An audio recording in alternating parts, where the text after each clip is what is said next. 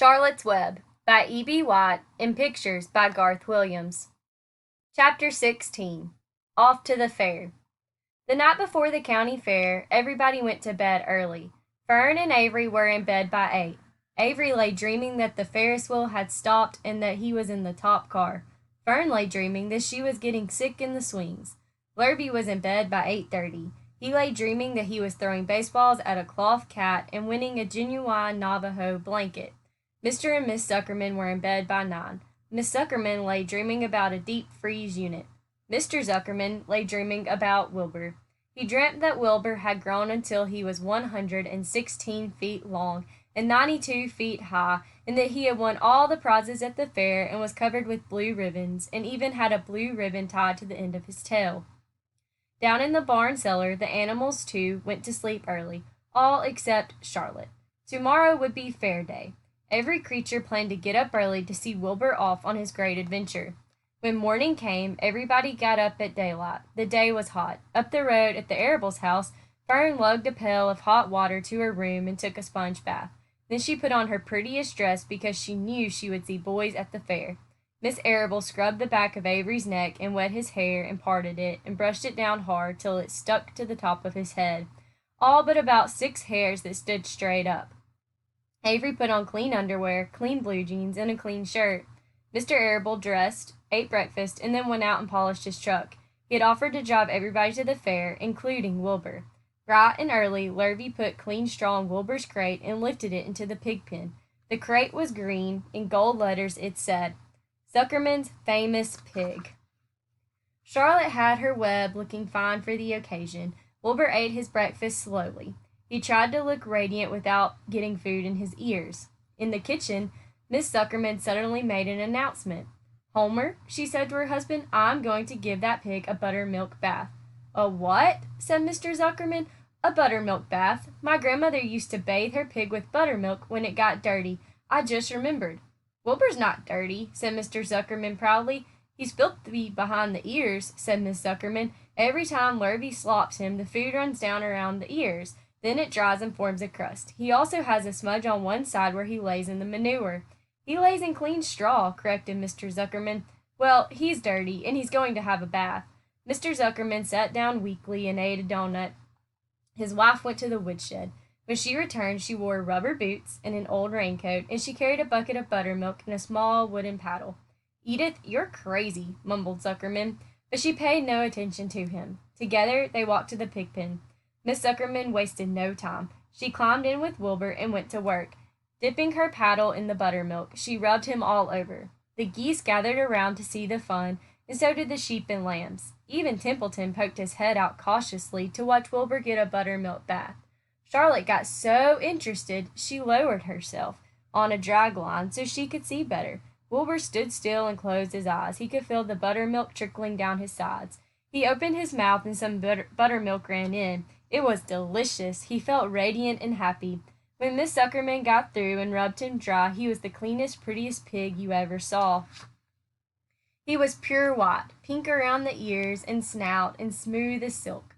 The Zuckermans went up to change into their best clothes.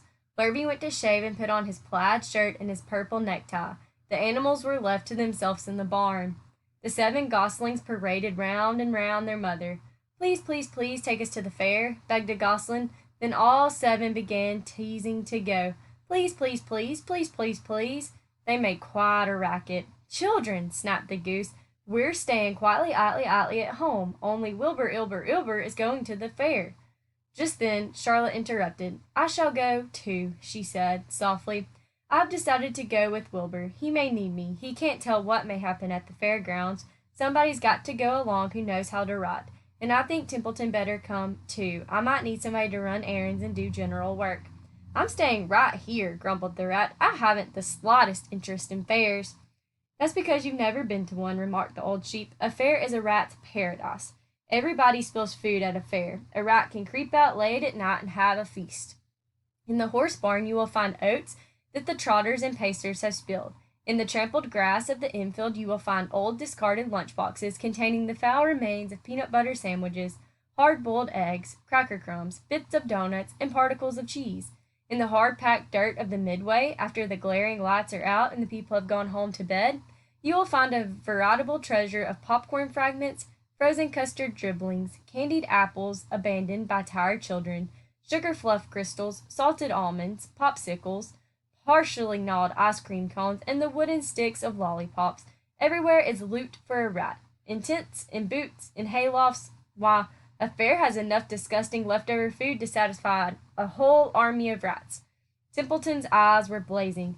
Is this true? He asked. Is this appetizing yarn of yours true? I like high living, and what you say tempts me. It is true, said the old sheep. Go to the fair, Templeton. You will find that the conditions at a fair will surprise your wildest dreams. Buckets with sour mash sticking to them, tin cans containing particles of tuna fish, greasy paper bags stuffed with rotten. That's enough, cried Templeton. Don't tell me any more. I'm going. Good, said Charlotte, winking at the old sheep. Now then, there is no time to be lost. Wilbur will soon be put into the crate. Templeton and I must get into the crate right now and hide ourselves. The rat didn't waste a minute. He scrambled over to the crate, crawled between the slats, and pulled straw up over him so he was hidden from sight. All right, said Charlotte. I'm next. She sailed into the air, let out a dragline, and dropped gently to the ground. Then she climbed the side of the crate and hid herself inside a knothole in the top board. The old sheep nodded. What a cargo, she said. That sign ought to say Zuckerman's famous pig and 2 stowaways. Look out, the people are coming, shouted the gander. Cheese it, cheese it, cheese it. The big truck with Mr. Arable at the wheel backed slowly down toward the barnyard. Lurvy and Mr. Zuckerman walked alongside. Fern and Avery were standing in the body of the truck, hanging on to the sideboards. Listen to me, whispered the old sheep to Wilbur. When they open the crate and try to put you in, struggle. Don't go without a tussle. Pigs always resist when they are being loaded. If I struggle, I'll get dirty, said Wilbur. Never mind that. Do as I say. Struggle. If you were to walk into the crate without resisting, Suckerman might think you were bewitched. He'd be scared to go to the fair. Templeton poked his head up through the straw. Struggle if you must, said he, but kindly remember that I'm hiding down here in this crate, and I don't want to be stepped on or kicked in the face or pummeled or crushed in any way, or squashed or buffeted about, or bruised or lacerated or scarred or biffed.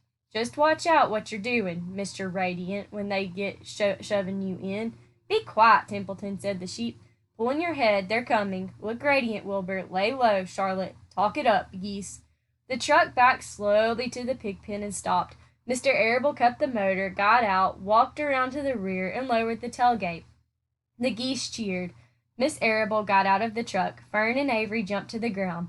Miss Zuckerman came walking down from the house. Everybody lined up at the fence and stood for a moment admiring Wilbur in the beautiful green crate.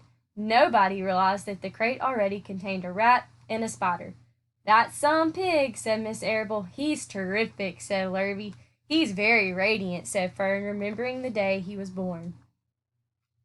Well, said Miss Zuckerman, he's clean anyway. The buttermilk certainly helped. Mr. Arable studied Wilbur carefully. Yes, he's a wonderful pig, he said. It's hard to believe that he was the runt of the litter.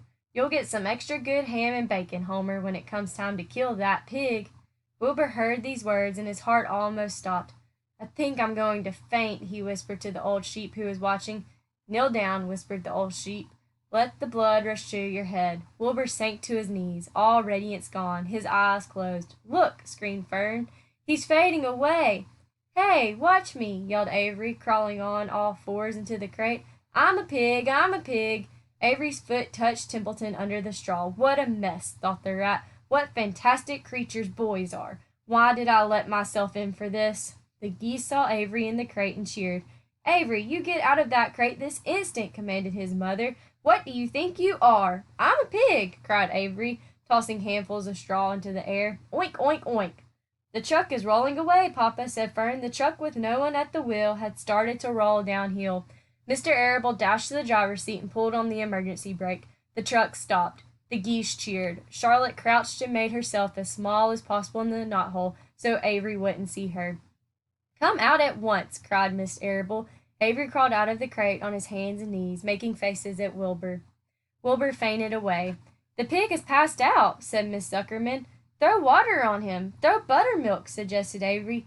The geese cheered. Lurvy ran for a pail of water. Fern climbed into the pen and knelt by Wilbur's side. "It's sunstroke," said Suckerman. "The heat is too much for him." "Maybe he's dead," said Avery. "Come out of that pig pen immediately!" cried Miss Arable. Avery obeyed his mother and climbed into the back of the truck so he could see better. Lurvy returned with cold water and dashed it on Wilbur. "Throw some on me," cried Avery. "I'm hot too." "Oh, keep quiet!" hollered Fern. "Keep quiet!" Her eyes were brimming with tears. Wilbur, feeling the cold water, came to. He rose slowly to his feet while the geese cheered. "He's up," said Mr. Arable. "I guess there's nothing wrong with him." "I'm hungry," said Avery. "I want a candied apple." "Wilbur's all right now," said Fern. "We can start. I want to take a ride in the Ferris wheel." Mr. Zuckerman and Mr. Arable and Lurvy grabbed the pig and pushed him head first toward the crate. Wilbur began to struggle. The harder the men pushed, the harder he held back. Avery jumped down and joined the men. Wilbur kicked and thrashed and grunted. "Nothing wrong with this pig," said Mr. Zuckerman, cheerfully pressing his knees against Wilbur's behind. "All together now, boys. Shove!" With a final heave, they jammed him into the crate. The geese cheered. Lurvy nailed some boards across the end so Wilbur couldn't back out. Then, using all their strength, the men picked up the crate and heaved it aboard the truck. They did not know that under the straw was a rat, and inside a knothole was a big gray spider. They saw only a pig. "Everybody in!" called Mr. Arable. He started the motor. The ladies climbed in beside him. Mr. Zuckerman and Lurvy and Fern and Avery rode in back, hanging onto the sideboards. The truck began to move ahead. The geese cheered. The children answered their cheer and went away, everybody to the fair.